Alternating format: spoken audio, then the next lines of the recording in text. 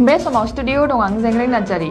UPPL BJP आरो GSP जथाय सरकार खुंनाया गोजोन आरो जौगानायनि खामानि मावनायजों 1 बोसोर आबुं जाबाय आरो 1 बोसोर आबुं जानायखौ लानानै फैगौ डिसेम्बरनि 18 खालाराव कक्राझार गोजोननि नोगोर सेक्रेटारियेटनि गेवलां फोथाराव रोजा रोजा रायजो राजाफोरखौ लानानै मोनसे गोजोननि थाखाय गेवलां मेल लानाय जादों। बे गेवलां मेलाव गाहाय आलासि महरै नुजाथि फैगोन आसामनि गिबि मन्त्रि डक्टर हिमन्त बिश्व शर्मा आरो आसामनि मन्त्रि अतुल बरा बिथांमोना। बे हाबाफारिखौ लानानै बिटिआरनि गोख्रों मावफुं सोद्रोमा रनजित बसुमतारी बिथाङा फोरमायो दि 1 बोसोराव जथाय सरकारा जोबोद गोजोन आरो खौसेथिजों बिटिआरनि जौगानाय खामानि मावनायनि गेजेरजों जोबलाङो होननानै फोरमायो।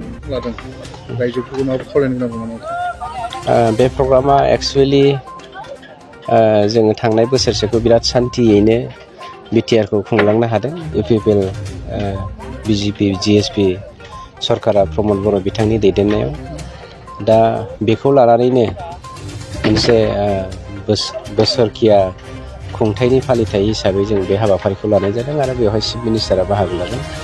दा सान्थियै मोनसे हालामखौ बा हादोरखौ बा रायजोखौ खुंलांनो हायोब्ला समाज बेबस्थाया माबायदि जायो, बेसेबां जौगायो, जौगाफारिखौ नुनानै जोंनि समाजाव माबायदि गोहोम गोग्लैयो, बेफोरखौ समाजा दिनै हमदांनो हादों आरो गाबोन चिफ मिनिस्टार बिथाङाबो सान्थिनि आरो खौसेथिनि आरो जौगाथायनि बाथ्रा लानानैनो जोंनि गेजेराव मेसेज होगोन।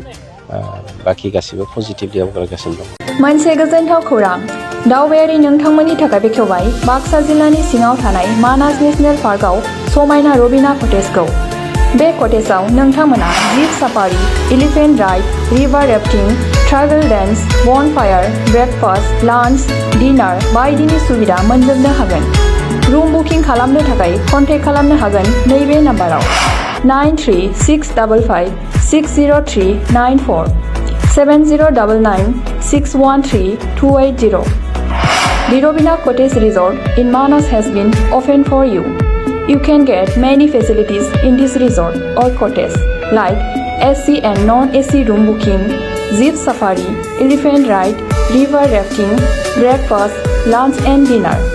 To know more you can contact this number. Contact number 936-556-0394 7099613280. Gmail address robinacottage@gmail.com.